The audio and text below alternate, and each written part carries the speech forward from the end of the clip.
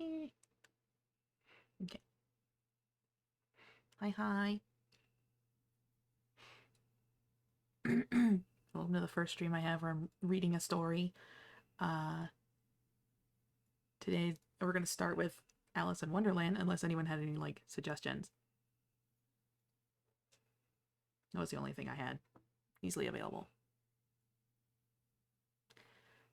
And I'm not sure how my sound is, if it's, too quiet or too loud or too echoey or anything, but just let me know.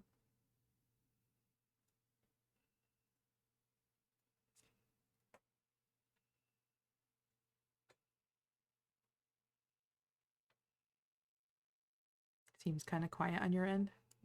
How's that? Turn it all the way up. How's that? Hi, Card. I hope you're doing well.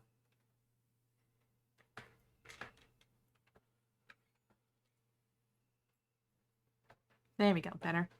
Okay. My model's tracking seems to be all over the place, but it's okay. I'm feeling all right. My back hurts a little bit right now, but I'm feeling all right. You guys get your own little milk, and then my cat, Cheddar, even though my actual cat doesn't have the white at all, you have a little representation of my cat Cheddar hanging out with you guys while we go through a story. I'm gonna give it a little more time before I officially start. For now, we'll just chit chat and see how everything's going and talk to people.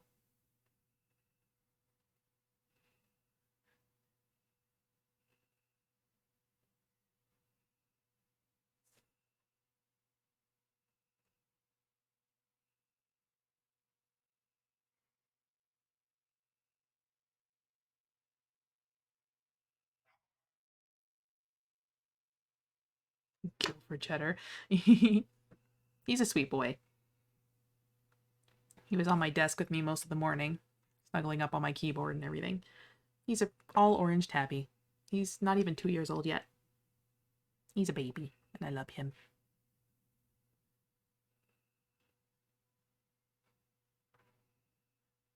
I do also have sound alerts turned off for this. Hi, Penguin. For this one. But the other alerts, like the regular alerts, like subbing and following and all that stuff's on, but none of the sound alerts are on. There are the ones on in the chat, but they will not redeem at all. At least I don't think they will. I could probably turn those off real quick before. Totally didn't think about it until now.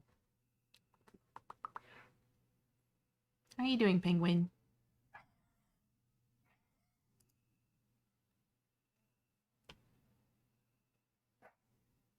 I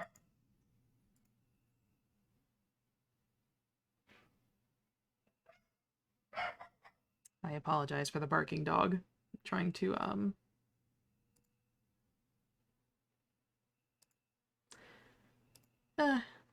everything set up. Let me just turn off sound alerts for now. Just for now. They'll come back after.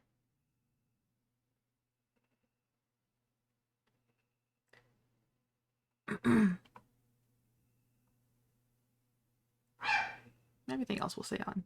Like the different things.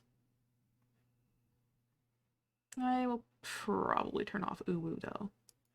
Just for story's sake. And we'll turn it all back on afterwards.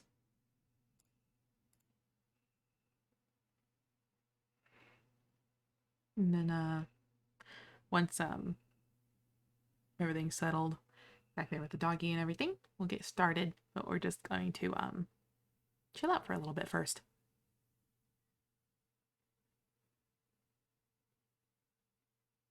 I hope everyone's having a good night.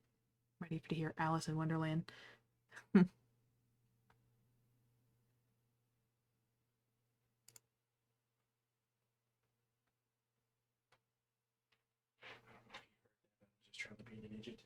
Yeah, it was heard.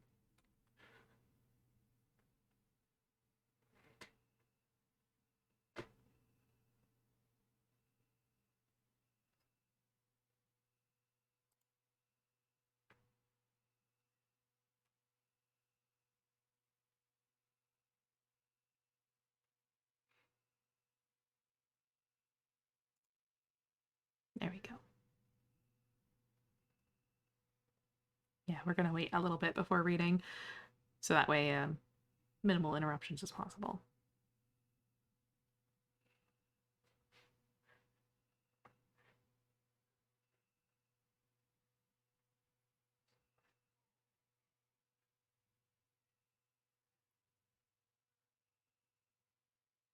My tracking seems to be all over the place, so I apologize for it being kind of funky and weird. Oops. Come on, computer. What are you doing?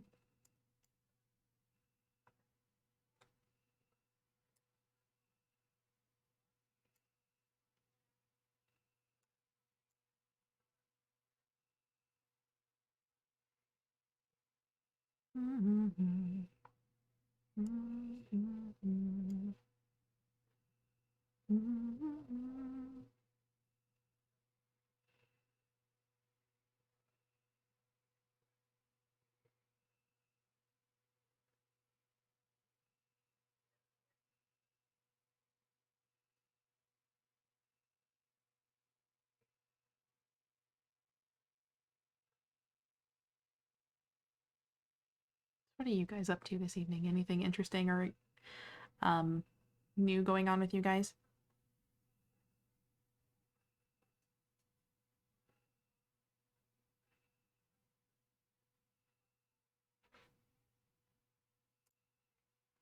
Sorry for the silence. I just want to make sure everything gets settled first before I start reading, because I would hate to read and then stuff happens, you know.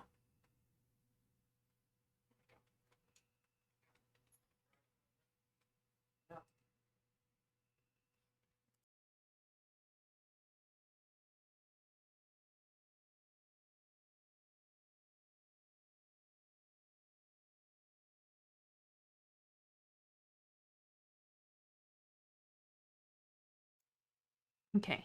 Right now, the only story I have like on my computer right now that's I can read and free is Alice in Wonderland. So I thought that wouldn't be too bad of a story to read.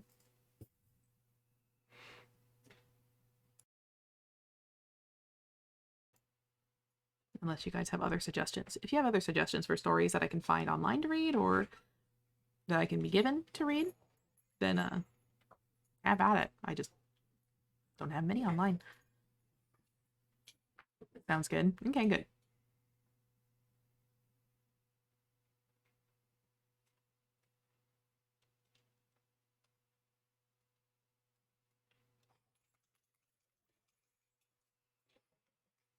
Okay. Most of Edgar Allan Poe's stuff is free and online. True. True. Maybe for a spooky read night, we'll read some Edgar Allan Poe stuff.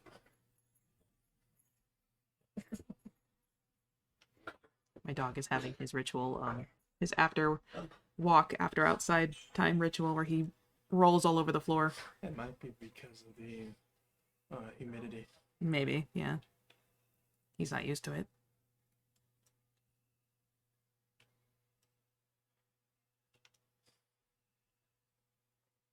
Okay.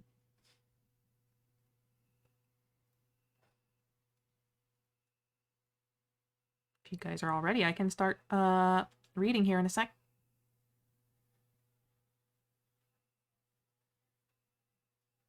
You guys just let me know if there's any issues with sound, like if my mic cuts out or anything like that. Or if I need to bring it closer or keep it farther away, anything like that.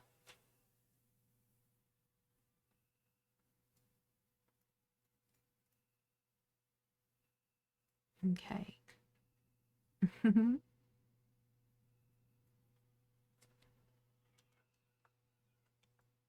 Nope, that's the wrong one.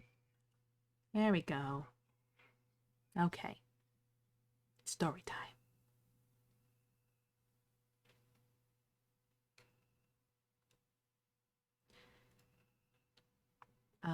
This is Alice in Wonderland, Chapter 1. Alice was beginning to get very tired of sitting by her sister on the bank and of having nothing to do, once or twice she had peeped into her book her sister was reading, but it had no pictures or conversations in it. And what is the use of a book, thought Alice, without pictures or conversations? So she was considering in her own mind, as well as she could, for the hot day made her feel very sleepy and stupid, whether the pleasure of making a daisy chain would be worth the trouble of getting up and picking the daisies, when suddenly a white rabbit with pink eyes ran close by her. There was nothing so very remarkable in that, nor did Alice think it so very much out of the way to hear the rabbit say to itself, oh dear, I shall be too late." When she thought it over afterwards, it occurred to her that she ought to have wondered at this, but at the time it all seemed quite natural. But when the rabbit actually took a watch out of its waistcoat pocket and looked at it, and then hurried on, Alice started to her feet, for it flashed across her mind that she had never before seen a rabbit with either a waistcoat pocket or a watch to take out of it. And burning with curiosity, she ran across the field after it, and was just in time to see it pop down a large rabbit hole under the hedge.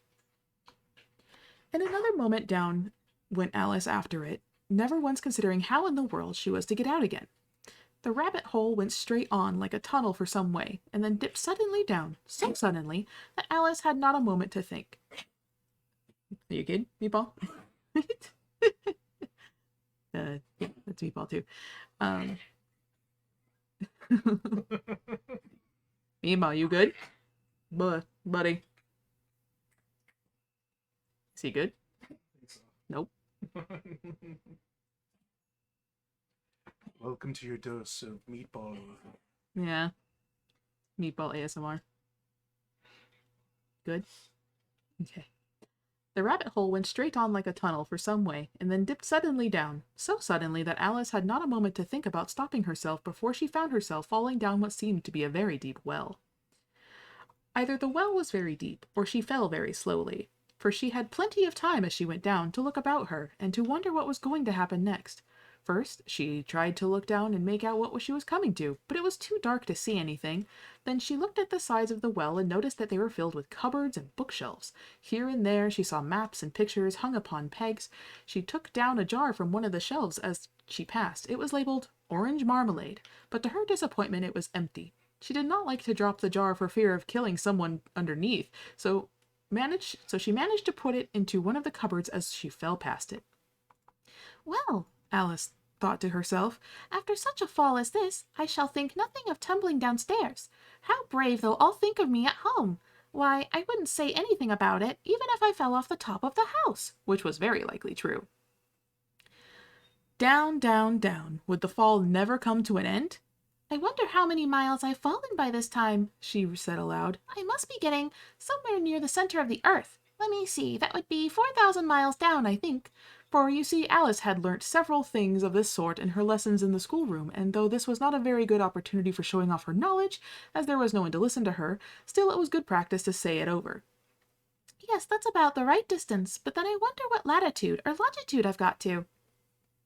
Alice had no idea what latitude or longitude was either, but thought they were nice grand words to say.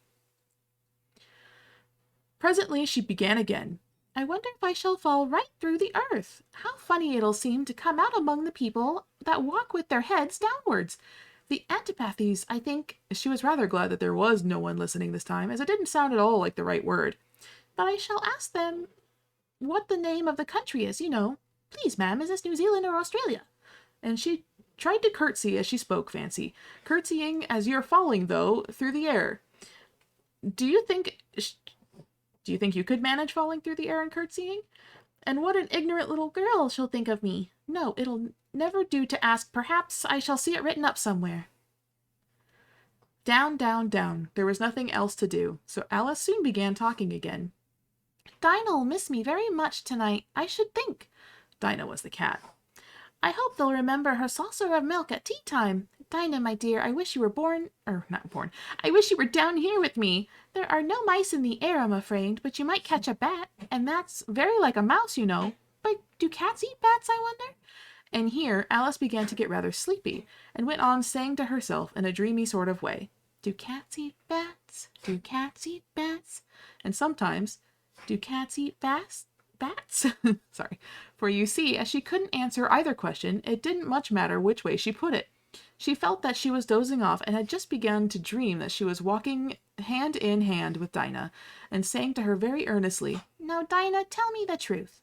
Did you ever eat a bat?" When then suddenly, thump, thump, down she came a heap of sticks and dry leaves, and the fall was over. Alice was not hurt a bit. She jumped to her feet in a moment. She looked up, but it was all dark overhead. Before her was another long passage, and the White Rabbit was still in sight, hurrying down it. There was not a moment to be lost. Away went Alice like the wind, and she was just in time to hear it say, as it turned a corner, "Oh, my ears and whiskers, how late it's getting!" She was close behind it when she turned the corner, but the rabbit was no longer to be seen. She found herself in a long, low hall, which was lit up by a row of lamps hanging from the roof. There were doors all around the hall, but they were all locked, and when Alice had been all the way down one side and up the other, trying every door, she walked sadly down the middle, wondering how she was ever to get out again.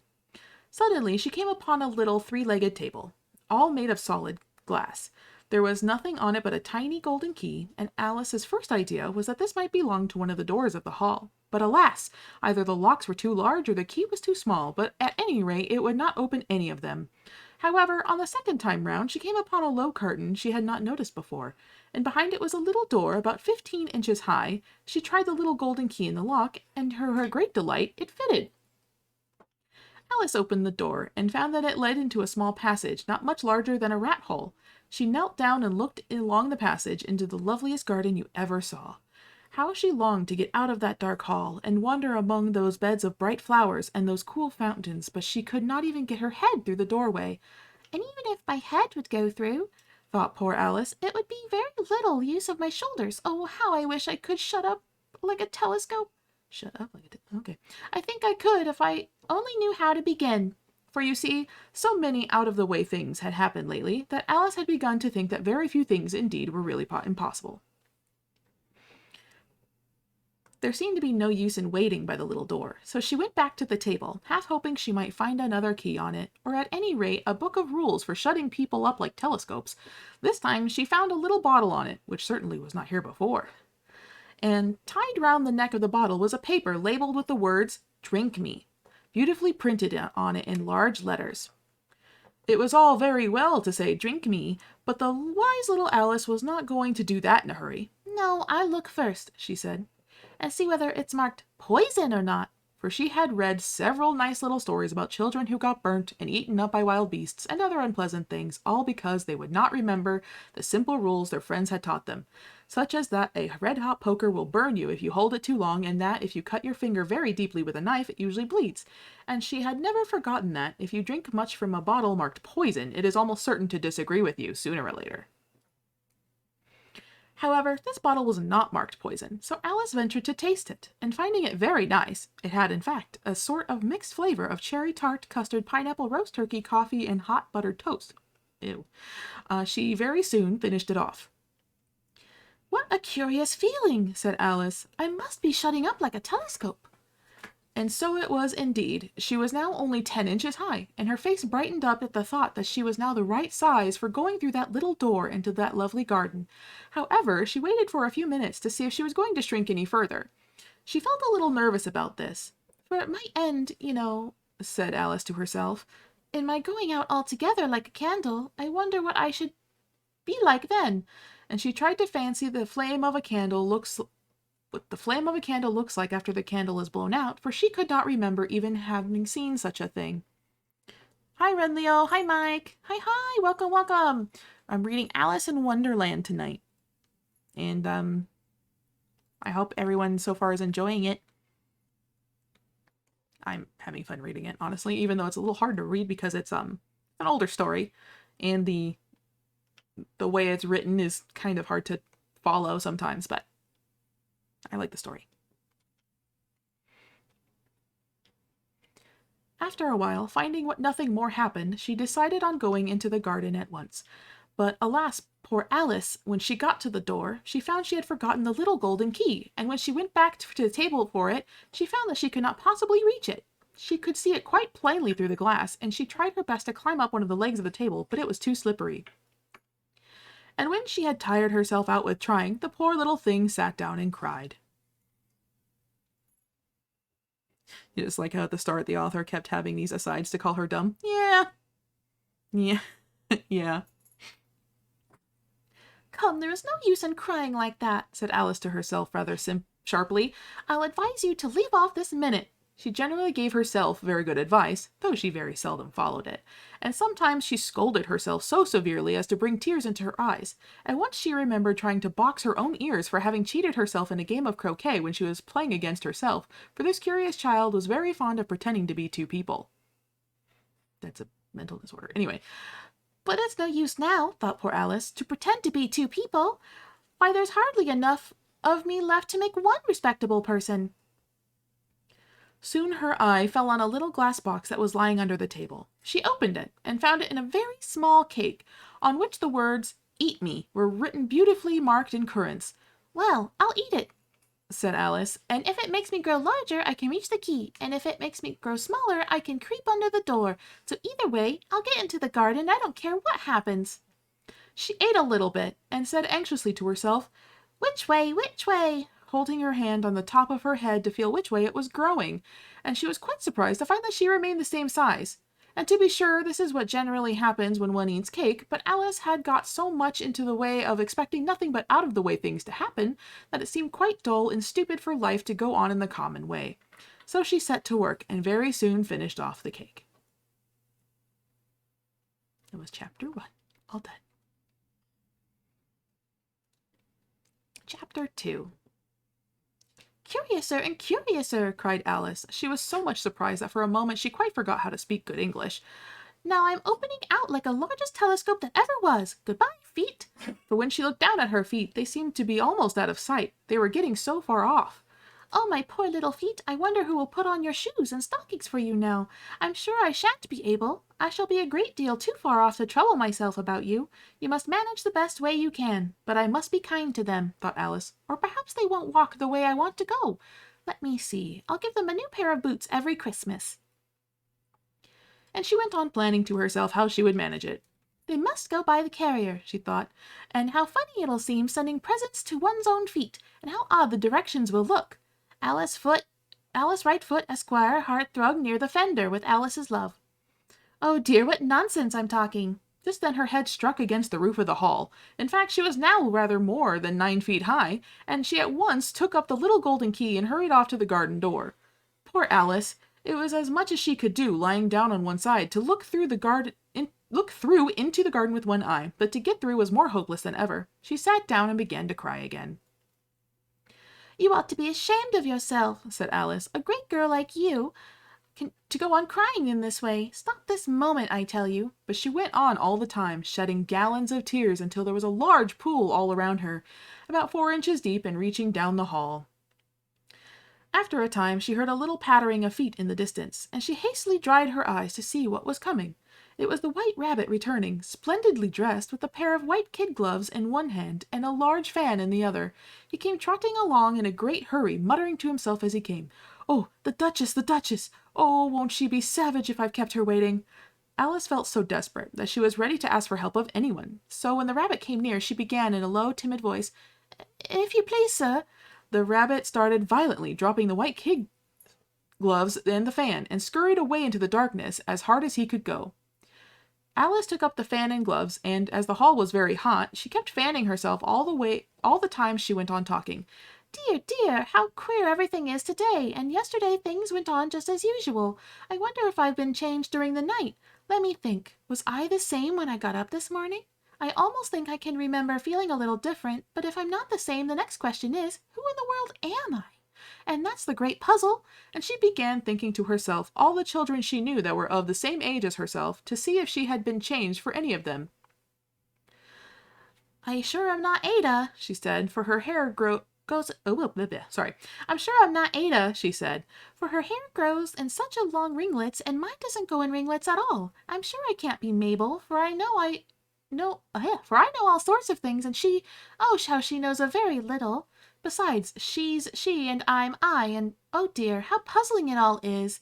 I'll try if I know all the things I used to know. Let me see. 4 times 5 is 12, and 4 times 6 is 13, and 4 times 7 is... Oh dear, I shall never get to 20 at that rate. However, the multiplication table doesn't signify.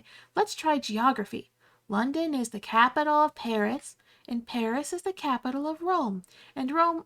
No, that's all wrong, I'm certain. I must have been changed for Mabel. I'll try and say, how doth the little... And she crossed her hands on her lap as if she were saying lessons and began to repeat it. But her voice sounded hoarse and strange, and the words did not come as they used to.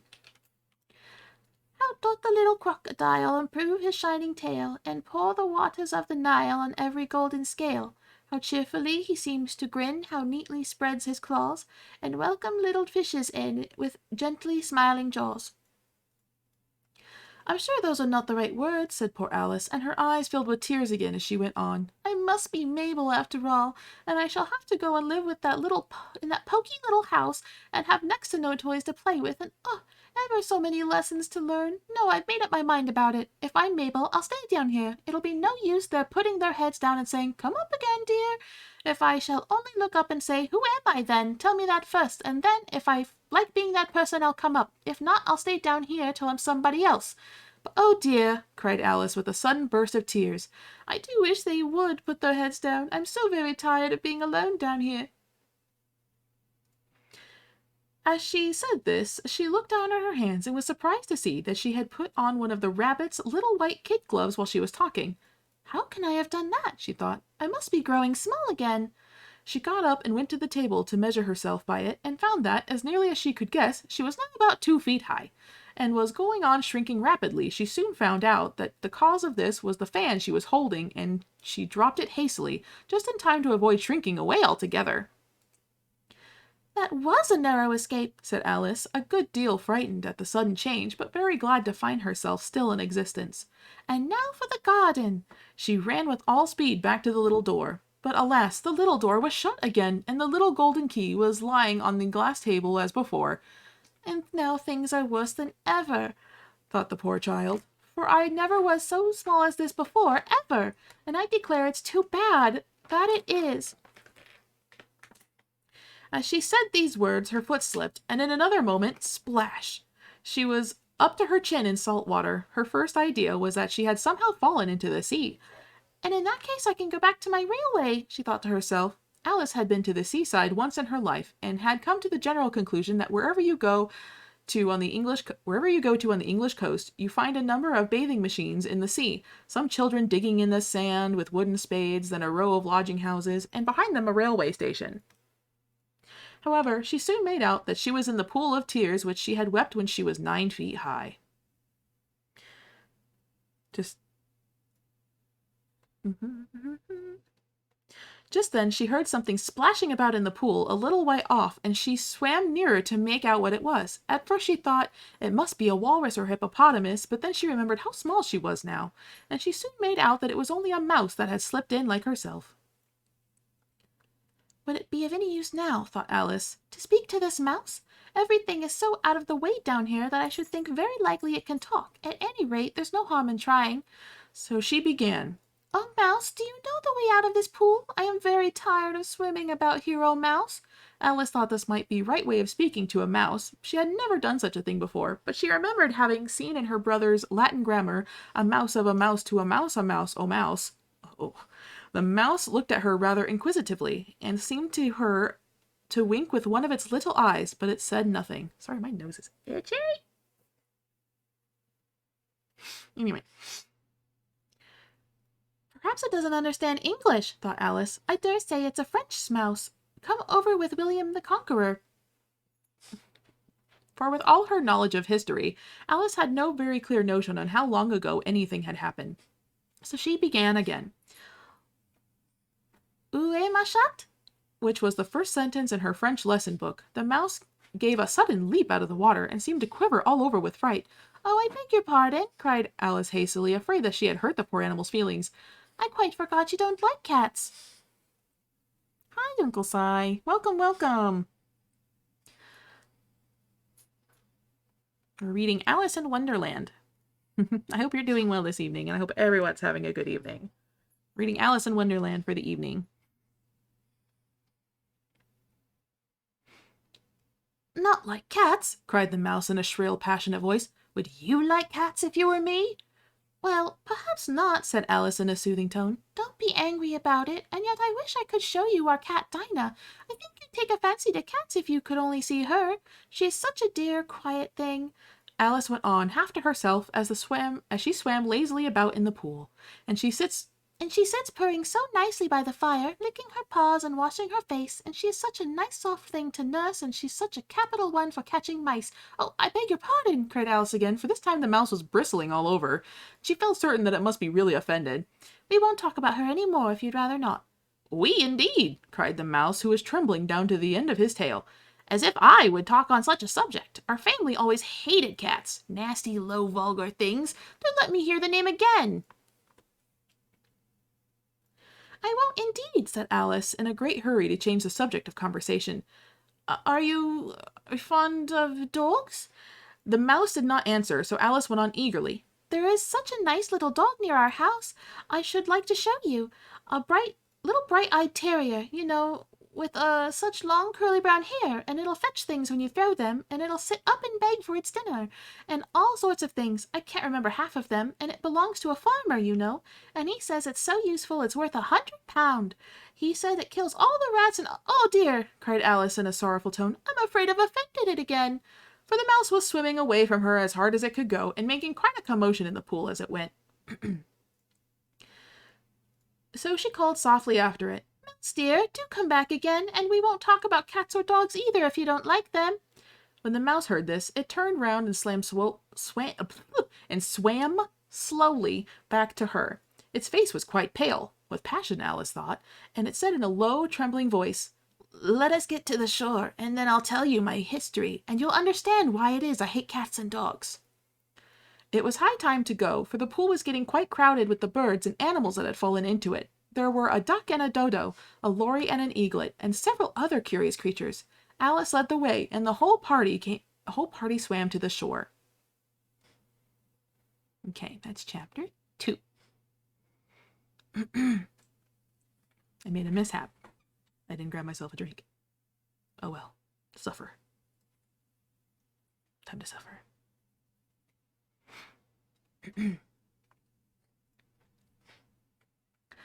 Chapter 3. Everyone doing okay so far? Everyone enjoying the story so far? Is everyone liking my reading? Or is my voice just terrible? I hope you guys are enjoying it. I'm enjoying reading it, honestly. I haven't read this story since I was a kid. I'm assuming that's a good thing, card.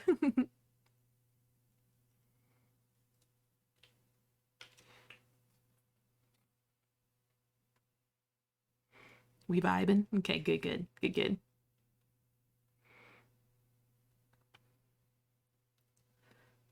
Chapter 3. They were indeed a queer-looking party that assembled on the bank, the birds with draggled feathers, the animals with their fur clinging close to them, and all dropping wet, cross, and uncomfortable. The first question, of course, was how to get dry again. They had a consultation about this, and after a few minutes, it seemed quite natural to Alice to find herself talking familiarly with them as if she had known them all her life. Indeed, she had quite a long argument with the lory, who had at least turned sulky and would only say, I am older than you and must know better. And this Alice would not allow without knowing how old it was, and as the lory positively refused to tell its age, there was no more to be said. At last the mouse, who seemed to be a person of authority among them, called out, Sit down, all of you, and listen to me. I'll soon make you dry enough. They all sat down at once in a large ring with the mouse in the middle. Alice kept her eyes anxiously fixed on it, for she felt she would catch a bad cold if she did not get dry very soon. Ahem, said the mouse with an important air. Are you all ready? This is the driest thing I know. Silence all around, if you please. William the Conqueror, whose cause was favored by the Pope, was soon submitted to by the English who wanted leaders and had been of late much accustomed to usurpation and conquest. Edwin and Morcar, the Earls of Mercia and Northumbria. Ugh, said the lory with a shiver. I beg your pardon, said the mouse, frowning but very politely. Did you speak? Not I, the lory said hastily. I thought you did, said the mouse. I proceed. Edwin and Morcar, the Earls of Mercia and Northumbria, declared for him, and even Stigand, a patriotic Archbishop of Canterbury, found it advisable. And what? said the duck. Found it, the mouse replied rather crossly. Of course you know what it means. I know what it means well enough, but I find a thing, said the duck. It generally a frog or a worm. The question is, what did the archbishop find? The mouse did not notice this question, but hurriedly went on. Found it advisable to go with Edgar Atheling to meet William and offer him the crown. William's conduct at first was moderate, but the insolence of his Normans. How are you getting on now, my dear? He continued, turning to Alice as it spoke. As wet as ever, said Alice in a melancholy tone. Doesn't seem to dry me at all. In that case, said the dodo solemnly, rising to its feet, I move that the meeting adjourn for the immediate adoption of the more energetic remedies. Speak English, said the eaglet. I don't know the meaning of half of those long words, and what's more, I don't believe you do either. And the eaglet bent down its head to hide a smile. Some of the other birds tittered audibly.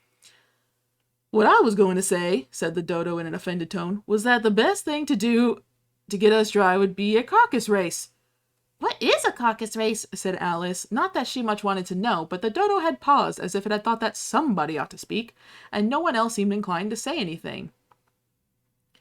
Why, said the dodo, the best way to explain is to do it, and as you might like to try the thing yourself some winter day, I will tell you how the dodo managed it. First, it marked out a race course, in a sort of a circle, the exact shape doesn't matter, and then all the party were placed along the course, here and there. There was no 1, 2, 3, and away, but they began running when they liked and left off when they liked, so that it was not easy to know when the race was over. However, when they had begun running half an hour or so, and were quite dry again, the dodo suddenly called, "The race is over!" And they all crowded round it, panting and asking, "But who has won?" The question the dodo could not answer without a great deal of thought, and it stood for a long time with one finger, I'm assuming it'd be a feather, pressed upon its forehead, the position in which you usually see Shakespeare in the pictures of him. While the rest waited in silence, at last the dodo said, "Everybody has won, and all must have prizes." "But who is to give the prizes?" Quite a chorus of voices asked. "Why, she, of course," said the dodo, pointing to Alice with one finger, and the whole party at once crowded round her, calling out in a confused way, "Prizes! Prizes!" Alice had no idea what to do, and in despair she put her hand in her pocket, she pulled out a box of comfits, luckily the salt water had not gotten to it, and handed them round as prizes. There was exactly one apiece all around. They all crowded round it, panting and asking, "But who has won?" "But she must have a prize herself, you know," said the mouse. "Of course," the dodo replied gravely. I don't know how to speak gravely. Anyway, What else have you got in your pocket?" it went on, turning to Alice. "Only a thimble," said Alice sadly. "Hand it over here," said the dodo. Then they all crowded round her once more, while the dodo solemnly presented the thimble, saying, "We beg your acceptance of this elegant thimble." And when it had finished this short speech, they all cheered. Alice thought the whole thing very absurd, but they all looked so grave that she did not dare to laugh, and as she could not think of anything to say, she simply bowed and took the thimble, looking as solemn as she could. The next thing was to eat the comfits. This caused some noise and confusion, as the large birds complained that they could not taste theirs, and the small ones choked and had to be patted on the back. However, it was over at last, and they sat down again in a ring, and begged the mouse to tell them something more. "You promised to tell me your history, you know," said Alice. "And why is it you hate, C and D?" she added in a whisper, half afraid that it would be offended again. "Mine is a long and sad tale," said the mouse, turning to Alice and sighing. It is a long tale, certainly," said Alice, looking down with wonder at the mouse's tail. "But why do you call it sad?" And she kept on puzzling about it while the mouse was speaking, so that her idea of the tale was something like this. "Furry said to a mouse that he met in the house, 'Let us both go to law. I will prosecute, you come, I'll take no denial. We must have the trial. For really this morning I've nothing to do,' said the mouse to the cur. 'Such a trial, dear sir, with no jury or judge, would be lasting our breath. I'll be judge, I'll be jury,' said cunning old Fury. 'I'll try the whole cause and condemn you to death.' it's written, you can't see it, but it's written in like a lightning pattern, so it's really hard to follow, but it was really cool. You're not attending, said the mouse to Alice severely. What are you thinking of? I beg your pardon, said Alice very humbly. You had got to the 5th bend, I think? I had not, cried the mouse angrily. I'm not, said Alice, always ready to make herself useful and looking anxiously about her. Oh, do let me help to undo it. I shall do nothing of the sort, said the mouse, getting up and walking away. You insult me by talking such nonsense. I didn't mean it, pleaded poor Alice, but you're so easily offended, you know. The mouse only growled in reply. Please come back and finish your story, Alice called after it, and the others all joined in chorus. Yes, please do. But the mouse only shook its head impatiently and walked a little quicker. What a pity it wouldn't stay, said the Lory. As soon as it was quite out of sight, an old crab took the opportunity of saying to her daughter, Ah, my dear, let this be a lesson to you never to lose your temper. Hold your tongue, Ma, said the young crab a little snippishly. You're enough to try the patience of an oyster. I wish I had our Dinah here. I know I do, said Alice aloud, addressing nobody in particular. She'd soon fetch it back. And who is Dinah, if I might venture to ask the question, said the Lory. Alice replied eagerly, for she was always ready to talk about her pet. Mood, I know that all too well. You asked me about my cat, Cheddar, who kind of looks like this thing here. Not exactly, but still close enough. And I have a dog. Okay, anyway. Dinah's our cat. She's such a capital one for catching mice. You can't think. And oh, I wish you could see her after the birds. Why, she'll eat a little bird as soon as she look at it. The speech caused a remarkable sensation among the party. Some of the birds hurried off at once. The old magpie began wrapping itself up very carefully, remarking, I must be getting home. The night air doesn't suit my throat. And a canary called out in a trembling voice to its children, Come away, my dears. It's time for you to all fly in bed. On various pretexts, they all moved off, and Alice was soon left alone. Oh, I wish I hadn't mentioned Dinah, she said to herself in a melancholy tone. Nobody seems to like her down here, and I'm sure she's the best cat in the world. Oh, my dear Dinah, I wonder if I shall ever see you any more. And poor little Alice began to cry again, for she felt very lonely and low-spirited. In a little while, however, she again heard a little pattering of footsteps in the distance, and she looked up eagerly, half hoping it was the mouse that had changed his mind and was coming back to finish his story. That's that one all done. Chapter 3. I do need a drink, though. I'm feeling my throat get really dry. So I will be right back when I go get a drink, and we'll continue on to Chapter 4. Be right back.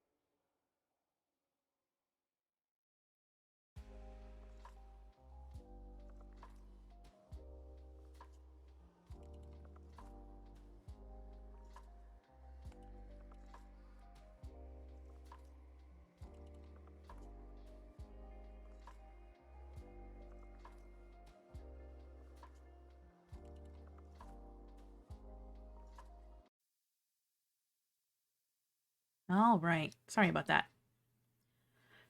I could feel the thirst coming. And I had no water. So I have water now. I'm good. Meatball, you good?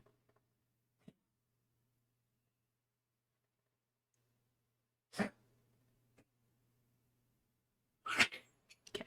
There we go. Hope everyone's doing good. Especially Meatball. Meatball's my dog, by the way.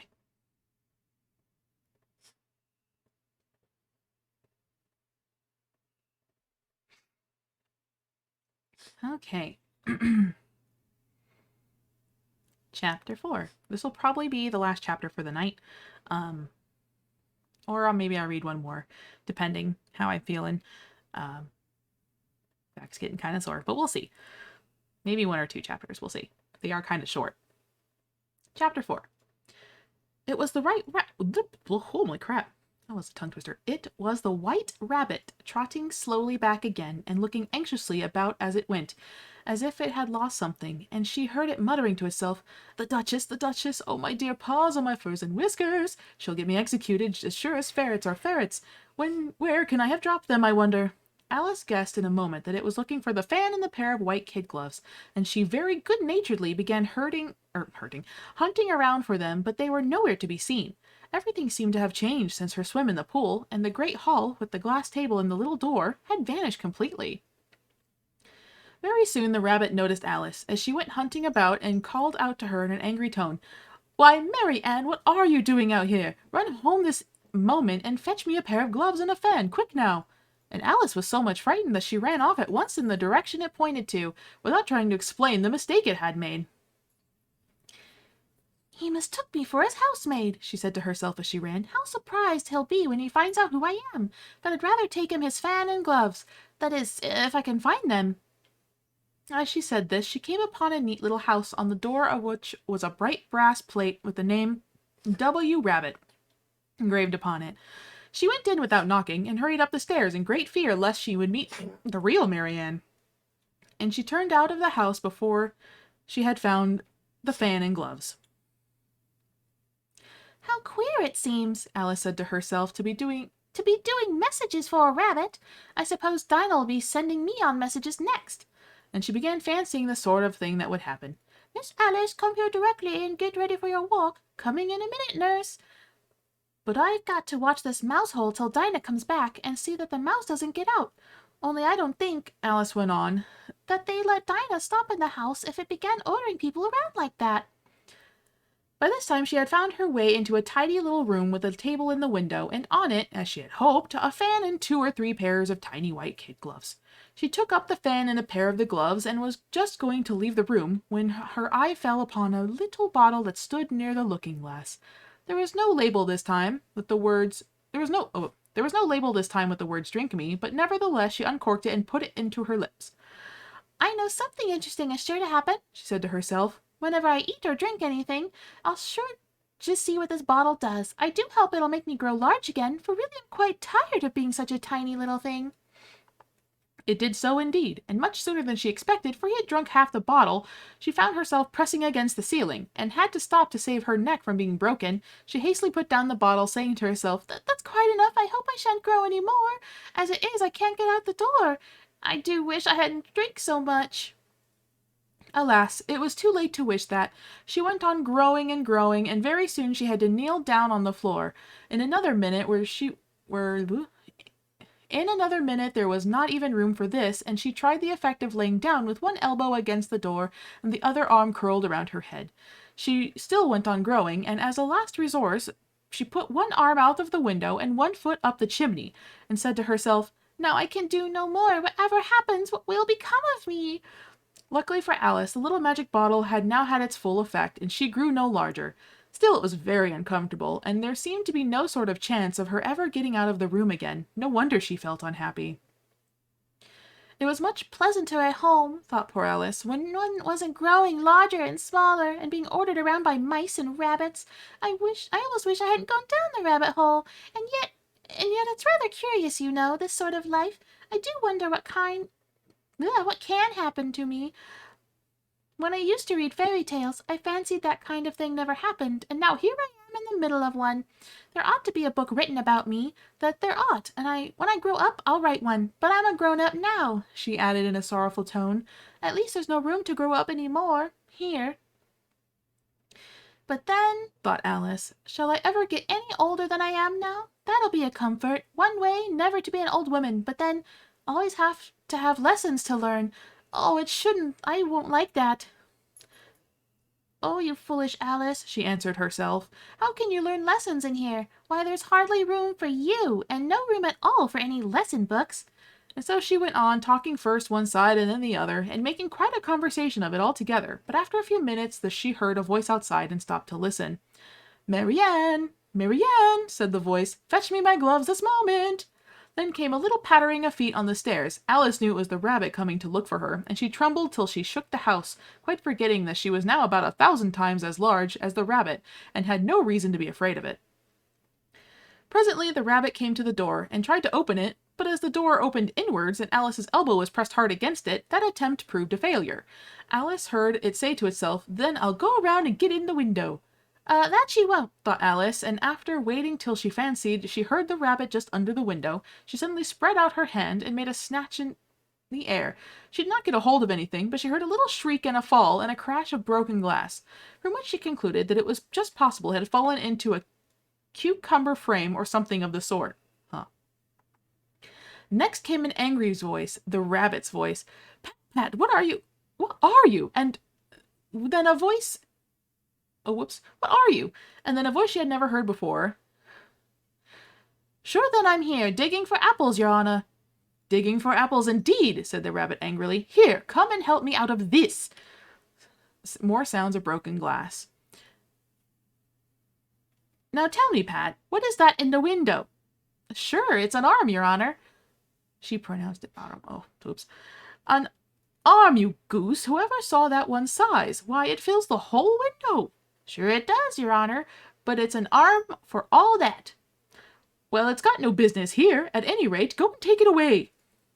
There was a long silence after this, and Alice could only hear whispers now and then, such as, Sure I don't like it, your honor, at all, at all. Do as I tell you, you coward. And at last she spread out her hand again, and made another snatch in the air. This time were 2 little shrieks, and more sounds of broken glass. What a number of cucumber frames this must... Oops. What a number of cucumber frames it must be, thought Alice. I wonder what they'll do next. As for pulling me out of the window, I will only wish they could. I'm sure I don't want to stay in here any longer. She waited for some time without hearing anything more. At last came a rumbling of little cartwheels, and the sound of good many voices all talking together. She made out the words, Where's the other ladder? Why hadn't I hadn't brought one, but Bill's got the other... Bill, fetch it here, lad. Here, put 'em at this corner. No, tie 'em together first. Then they don't reach half high yet. Oh, they'll do well enough. Don't be particular. Bill, catch hold of this rope. Will the roof bear? Mind the loose slate. Now it's coming down. Heads below. A loud crash. Now who did that? It was Bill, I fancy. Who's to go down the chimney? Nay, I shan't. You do it. That I won't. Bill's to go down there. Hey, Bill, the master says you have to go down the chimney. Oh, so Bill's got to come down the chimney, has he? Oops, I can't read, said Alice to herself. What? Why, they seem to put themselves upon Bill. I shouldn't be in Bill's place for a good deal. This fireplace is narrow, to be sure, but I think I can kick a little. She drew her foot as far down the chimney as she could, and waited till she heard a little animal, she couldn't guess of what sort it was, scratching and scrambling about in the chimney close above her. Then saying to herself, This is Bill, she gave one sharp kick, and waited to see what would happen next. The first thing she heard was a general chorus of, There goes Bill! Then the rabbit's voice alone, Catch him! You by the hedge! Then silence, and then another confusion of voices. Hold up this head, Brandy. Now, don't choke him. How was it, old fellow? What happened to you? Tell us all about it. At last came a little feeble, squeaking voice. That's Bill, thought Alice. Well, I hardly know no more, thank ye. I'm better now, but I'm a deal too flustered to tell you. All I know is, something comes at me like a jack-in-the-box, and I goes like a skyrocket. So you did, old fellow, said the others. We must burn the house down, said the rabbit's voice, and Alice called out as loud as she could, If you do, I'll set Dinah on you. There was a dead silence instantly, and Alice thought to herself, I wonder what they will do next. If they had any sense, they'd take the roof off. After a minute or two, they began moving about again, and Alice heard the rabbit say, a barrowful will do to begin with. A barrowful of what? Thought Alice, but she had not long to doubt, for the next moment a shower of little pebbles came rattling in the window, and some of them hit her in the face. I'll put a stop to this, she said to herself, and shouted out, You better not do that again, which produced another dead silence. Alice noticed with some surprise that the pebbles were all turning into little cakes as they lay on the floor, and a bright idea came into her head. If I eat one of these cakes, she thought, it's sure to make some changes in my size, and as it can't possibly make me larger, it must make me smaller, I suppose. So she swallowed one of the cakes, and was delighted to find that she began shrinking directly. As soon as she was small enough to get through the door, she ran out of the house, and found quite the crowd of little animals and birds waiting outside. The poor little lizard, Bill, was in the middle, being held up by 2 guinea pigs who were giving it something out of a bottle. They all made a rush at Alice the moment she appeared, but she ran off as hard as she could and soon found herself safe in a thick wood. The first thing I've got to do, said Alice to herself as she wandered in the wood, is to grow to my right size again, and the second thing is to find my way into that lovely garden. I think that will be the best plan. It sounded an excellent plan, no doubt, and very neatly and simply arranged. The only difficulty was that she had not the smallest idea how to set about it. And while she was peering about anxiously among the trees, a little sharp bark just over her head made her look up in a great hurry. An enormous puppy was looking down at her with large round eyes, and feebly stretching out one paw, trying to touch her. Poor little thing, said Alice in a coaxing tone, and she tried to whistle to it, but she was terribly frightened all the time at the thought that it might be hungry, and which it would very likely eat her up in spite of all her coaxing. Hardly knowing what she did, she picked up a little bit of a stick and held it out to the puppy, whereupon the puppy jumped into the air off all its feet at once with a yelp of delight and rushed at the stick, and believed to worry it. Then Alice dodged behind a great thistle to keep herself from being run over, and the moment she appeared on the other side, the puppy made another rush at the stick, and tumbled head over heels in its hurry to get a hold of it. Then Alice, thinking it was very like having a game to play with a cart horse, and expecting every moment to be trampled under its feet, ran around the thistle again. Then the puppy began a series of short charges at the stick, running a little way forwards each time and a long way back, and barking hoarsely all the while, till at last it sat down a good way off, panting, with its tongue hanging out of its mouth and its great eyes half shut. I want a giant puppy to play fetch with. That'd be cute. I mean, you can get a giant breed puppy, but you know what I mean. This seemed to Alice a good opportunity for making her escape, so she set off at once and ran till she was quite tired and out of breath, until the puppy's bark sounded quite faint in the distance. And yet what a dear little puppy it was, said Alice, and she leant against a buttercup to rest herself, and fanned herself with one of the leaves. I should have liked teaching it tricks very much, if only I'd been the right size to do it. Oh dear, I nearly forgotten that I have to grow up again. Let me see, how is it to be managed? I suppose I ought to drink or eat something or other, but the great question is, what? The great question certainly was what. Alice looked all around her at the flowers and the blades of grass, but she could not see anything that looked like the right thing to eat or drink under the circumstances. There was a large mushroom growing near her, about the same height as herself, and when she looked under it, on both sides of it, and behind it, it occurred to her that she might as well look and see what was on top of it. She stretched herself up on tiptoe and peeped over the edge of the mushroom, and her eyes immediately met those of a large blue caterpillar, who was sitting on the top of with its arms folded quietly, smoking a long hookah, and taking not the smallest notice of her or anything else. Ooh, it's the caterpillar.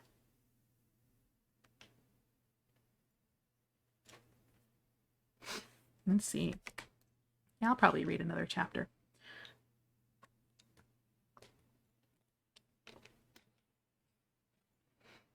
And then after this chapter is over, we'll see how I'm feeling and go from there. It is getting rather late. Whatever I don't finish today, the next time I do a bedtime story reading, we'll finish this story. And then if you guys have any suggestions, please tell me in either my Discord or on Twitter or anything like that, what you would like for me to read during the story reading time, and I will do that. The caterpillar and Alice this is chapter 5, by the way. The caterpillar and Alice looked at each other for some time in silence. At last the caterpillar took the hookah out of its mouth and addressed her in a languid, sleepy voice. Who are you? Said the caterpillar. This was not an encouraging opening for a conversation, Alice replied, rather shyly. I hardly know, sir. Just at the present, at least I know who I was when I got up this morning, but then I must have been changed several times since then. What do you mean by that? Said the caterpillar sternly. Explain yourself. I can't explain myself, I'm afraid, sir, said Alice. because I'm not myself, you see. I don't see, said the caterpillar. I'm afraid I can't put it more clearly, Alice replied very politely, for I can't understand it myself to begin with, and being so many different sizes in a day is very confusing. It isn't, said the caterpillar. Well, perhaps you haven't found it so yet, said Alice. But when you have to turn into a chrysalis, you will someday, you know, and after that into a butterfly, I think you'll feel it all a little queer, won't you? Not a bit, said the caterpillar. Well, perhaps your feelings may be different. All I know is it would feel very queer to me. You? Said the caterpillar contemptuously. Well, who are you?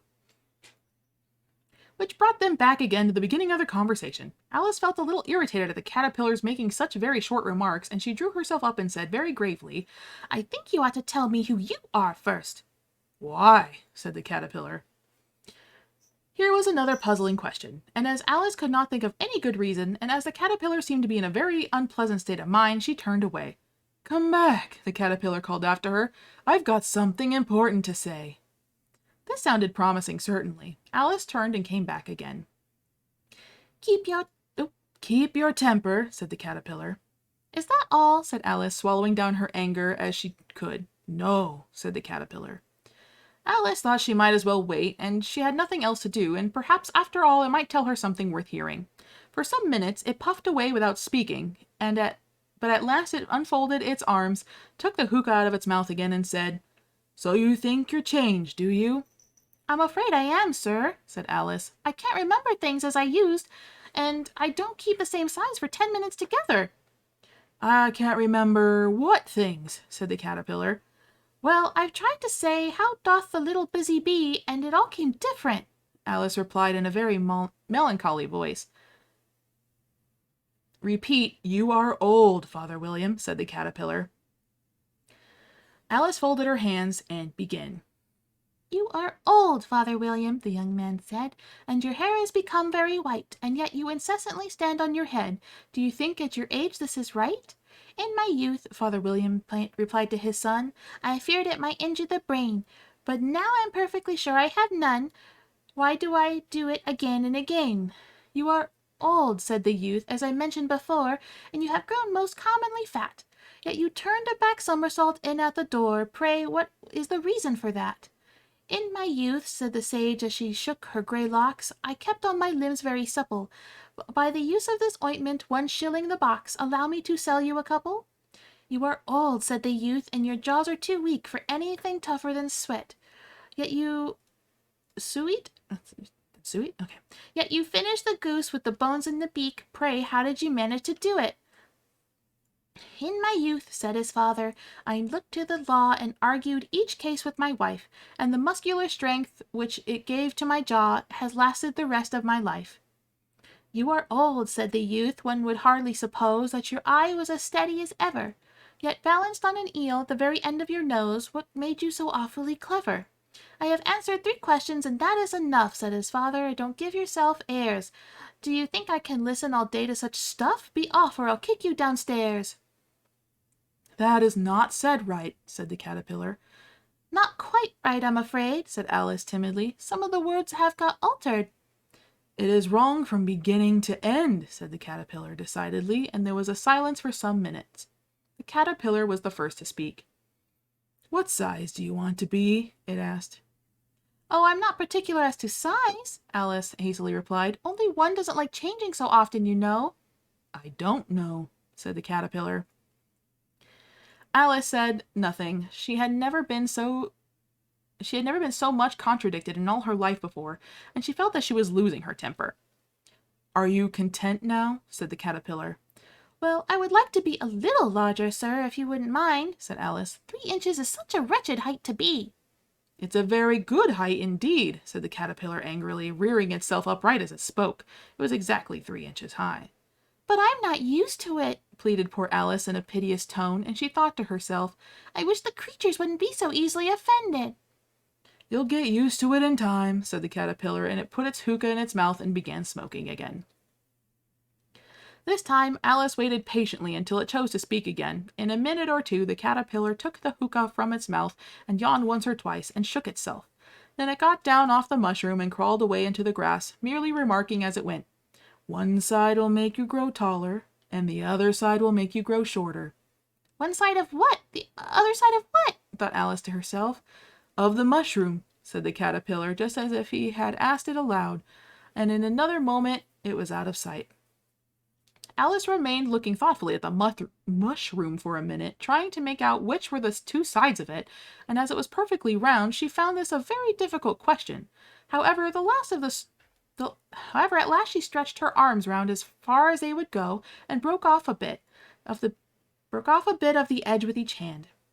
And now which is which? She said to herself, and nibbled a little of the right bit to try the effect. The next moment she felt a violent blow underneath her chin, and it struck her foot. She was a good deal frightened by this very sudden change, but she felt that there was no time to be lost, as she was shrinking rapidly, so she set to work at once to eat some of the other bit. Her chin was pressed so closely against her foot that there was hardly room to open her mouth, but she did it at last and managed to swallow a morsel of the left-hand bit. Come, my head's free at last, said Alice in a tone of delight, which changed into alarm in another moment when she found that her shoulders were nowhere to be found. All she could see when she looked down was an immense length of neck which seemed to rise like a stalk out of some sea of green leaves that lay far below her. What can all that green stuff be? Said Alice. And where have my shoulders got to? And oh, my poor hands, how is it I can't see you? She was moving them about as she spoke, but no result seemed to follow, except a little shaking amongst the distant green leaves. As there seemed to be no chance of getting her hands up to her head, she tried to get her head down to them. She was delighted to find that her neck would bend about easily in any direction, like a serpent. She had just succeeded in curving it down into the graceful zigzag, and was going to dive in among the leaves, which she had found to be nothing but the tops of the trees under which she had been wandering, when a sharp hiss made her draw back in a hurry. A large pigeon had flown into her face, and was beating her violently with its wings. "Serpent!" said the pigeon. "I am not a serpent," said Alice indignantly. "Let me alone." "Serpent, I say again," repeated the pigeon, but in a more subdued tone, and added with a kind of sob, "I've tried every way, and nothing seems to suit them." "I haven't the least idea what you're talking about," said Alice. "I've tried the roots of trees, and I've tried banks, and I've tried hedges," the pigeon went on without attending to her, "but those serpents, there's no pleasing them." Alice was more and more puzzled, but she thought she was no use in saying anything more till the pigeon had finished. "As if it wasn't trouble enough hatching the eggs," said the pigeon, "but I must be on the lookout for serpents night and day. Why, I haven't had a wink of sleep these 3 weeks. "I'm very sorry you've been annoyed," said Alice, who was beginning to see its meaning. And I lost my place. "And just as I'd taken the highest tree in the wood," continued the pigeon, raising its voice to a shriek, "and just as I thought should be free of them at last, they must seeds come wriggling down from the sky. Serpent! Or they must needs, okay." "But I'm not a serpent, I tell you," said Alice. I'm a... "Well, what are you?" said the pigeon. "I can see you're trying to invent something." I'm a little girl," said Alice, rather doubtfully, as she remembered the number of changes she had gone throughout the day. "A likely story, indeed," said the pigeon in a tone of the deepest contempt. "I've seen a good many little girls in my time, but never one with a neck such as that. No, you're a serpent, and there's no use denying it. I suppose you'll be telling me next that you never tasted an egg." "I have tasted eggs, certainly," said Alice, who was a very truthful child. "but little girls eat eggs as quite as much as serpents do, you know." "I don't believe it," said the pigeon. "But if they do, why then, they're kind of serpent, that's all I can say." This was such a new idea to Alice that she was quite silent for a minute or two, which gave the pigeon the opportunity of adding, "You're looking for eggs. I know that well enough, and what does it matter to me whether you're a little girl or a serpent?" It matters a good deal to me, said Alice hastily, but I'm not looking for eggs as it happens, and if I was, I shouldn't want yours. I don't like them raw. We'll be off then, said the pigeon in a sulky tone as it settled down again into its nest. Alice crouched down among the trees as well as she could, for her neck kept getting entangled among the branches, and every now and then she had to stop and untwist it. After a while, she remembered that she still had the pieces of mushroom in her hands, and she set to work very carefully, nibbling first at one and then at the other, and growing sometimes taller and sometimes shorter, until she had succeeded in bringing herself down to her usual height. It was so long since she had seen anything near the right size that it felt quite strange at first, but she got used to it in a few minutes and began talking to herself as usual. Come, there's half my plan done now. How puzzling all these changes are. I'm never sure what I'm going to be from one minute to another.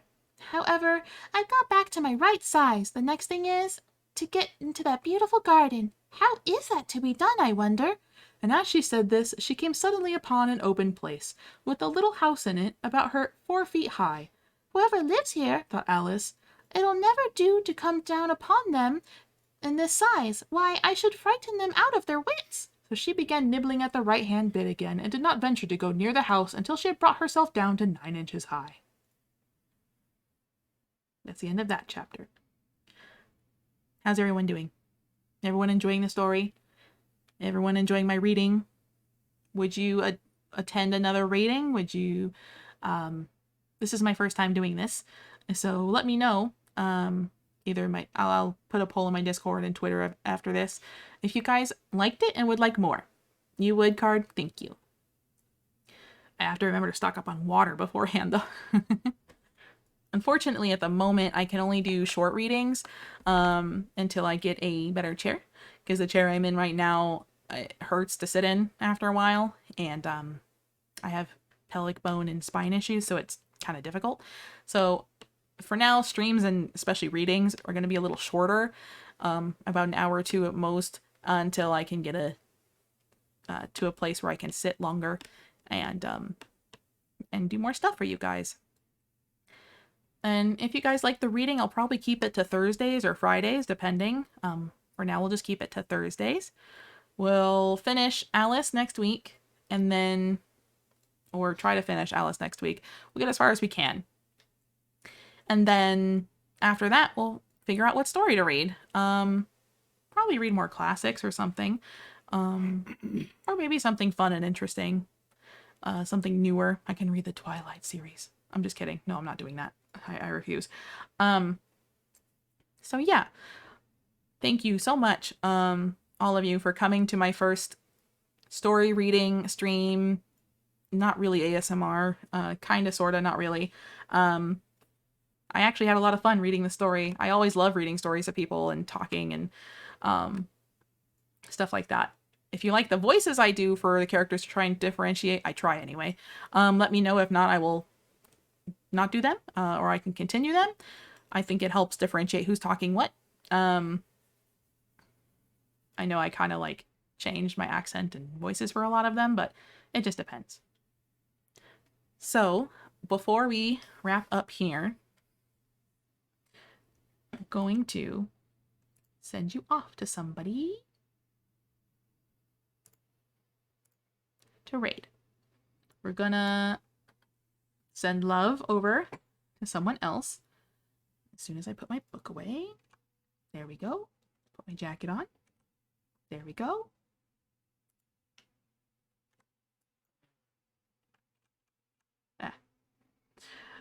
Okay.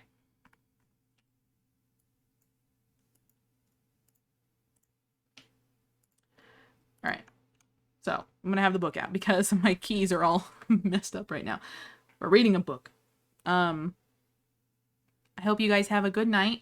And thank you again for joining. It actually meant a lot to me that so many of you came out to listen to me read. We're going to raid. Let's just send the love over to somebody. Let us see.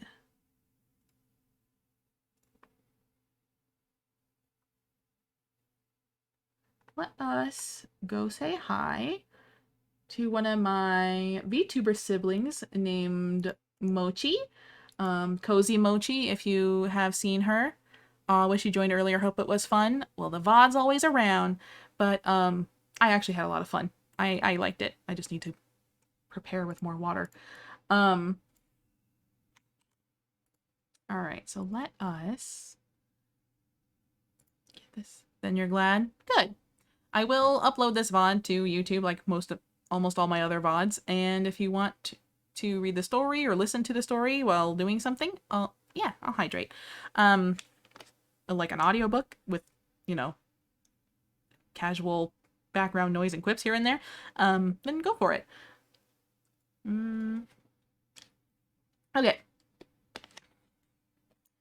I have drank das Wasser. Now I can put my book away. Sounds like a plan, Stan. My name is Saku. Kidding, I know what you're saying. Alright. Oh, I said rain, not raid. There we go. Your name's not Stan. Alright, send the love over to Mochi, and I will see you guys tomorrow with Temtem. Have a good night.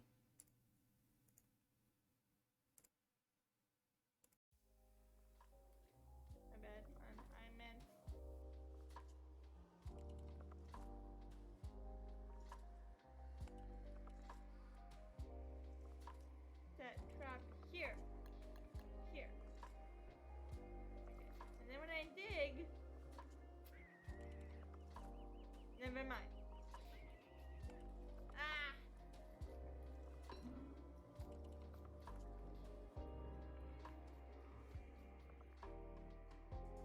Alright, but I found a really good